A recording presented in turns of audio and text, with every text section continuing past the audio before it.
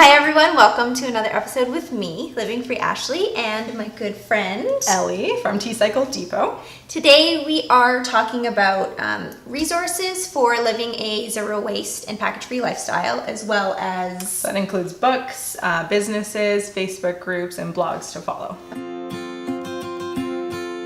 I got this book in 2009. This is Gorgeously Green by Sophie Uliano, and it has amazing tips on everything from beauty, home, fitness, travel, weddings, gardening. This is the first place I heard about soap nuts, and I was like, that woman is insane. What does that mean? We're gonna learn something. Do tell. Soap nuts, you can buy them in bulk, and you can use them as a replacement for laundry soap. They're like a little plant. And you put it in a cup. This is an actual, like, from the earth? Yeah. Yeah. So that's I was like, I was like, wow. It was super eye-opening, and that was almost 10 years ago, right? And then the next book I came across, I've read a lot more books, but they're usually from the library, so these are the ones I still own. And the other book here is Plastic Free. So this is a pretty good guide to living plastic, how to kick the plastic habit, and you can too. So this is great. This has a ton of information about, the chemicals in plastic too. It starts with that, and it gets you sort of a lot of this information you can find online as well, but it's a pretty valuable book by Beth Terry. So let's say you have styrofoam and you have your soft plastics that can't go in the blue bin. What are resources that you can use online where, so you can look up where to take those? Well, the best websites for anything recycling questions, you can go to metrovancouver.org, I believe, and also the Recycle BC website. They also have an app, and it sort of feeds you into their waste wizard where you can type in and ask a question, and it'll sort of let you know what goes where. Oh, okay. So helpful. So helpful. There's a really great Facebook group called the Zero Waste Vancouver group. And this is good. There's usually a Zero Waste Enter Your City Name Here Facebook group. Yeah. And so the one in Vancouver is really awesome. People have really started to put together stores that offer you to bring your own. There's lists of people, like stores that will allow you to bring your own containers. Yeah.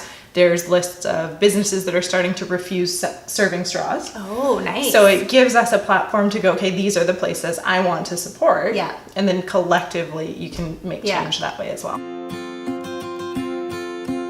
Another one of those really core advocates of this movement would be Bea Johnson from Zero Waste Home. She tours, she has books that you can buy. She actually started a bulk store finding app, and that's the first place I found the soap dispenser. It was actually on that app. Right. So she's one of those like first voyeurs into this sort of movement. And then Lauren Singer from New York, she started Trashes for Tossers as a blog, which then led to her company, The Simply Co., where she made her own laundry soap, and it's evolved into her own package-free shop.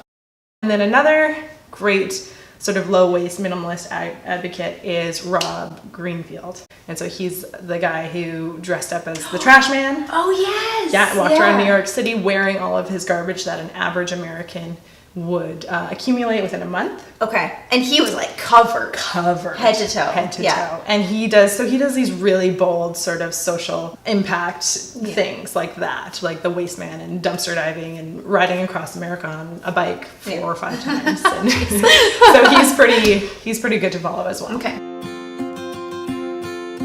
Another company that I like to support in this sort of, and you can find them, I'm sure, everywhere, but I will always say this forever and ever and ever. I love Ernest Ice Cream.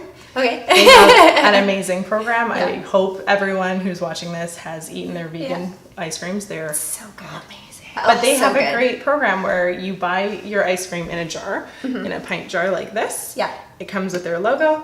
You pay $1 for it. When you return it to them, you get $1 back. Oh, that's so nice. They wash it, reuse it, refill it. It continues the circle of this sharing sort of a container, which is great. Instead of constantly just single use and then done. Yeah, and so it's great. Like I love companies like that can support sort of this circular idea. Yeah. Let's say you see something that like could help the environment, but it's not in action. Your voice is pretty much the best tool, right? Your voice and your dollar. If you vote with your dollar, you will make the biggest impacts. Companies always want to do what the customers Yeah. want. That is their goal. Their goal is to please your customer. And if you are going to refuse spending your money on their company for certain points, they're going to listen and they're going to change. So anytime you go somewhere and you want your juice or something in your own cup and they say, we don't really do that, then I'm not going to support you. Yeah. So until you can come to terms with that or develop a system where you are feeling safe about using my container. You're not alone in this. No. You know, it might seem we've given a lot of information in all of our videos, and it might seem daunting, but like you said, one step at a time, and just ask questions, because the people that you're asking the questions to, they want to educate you. Absolutely. Yeah. Absolutely. And when you feel like you know everything and you are doing absolutely everything that you can do, go teach 5 new people. Yes. That's the thing. There can be a competitive edge to this lifestyle, and people who are doing so much, and sometimes there can be this like, well, you're not doing enough, and that's not what it's about. It's not about perfection. It's about progress. It's about doing better. Yeah. And once you think you're doing the best you can, go teach 5 new people. Yeah. And spread it. Yeah.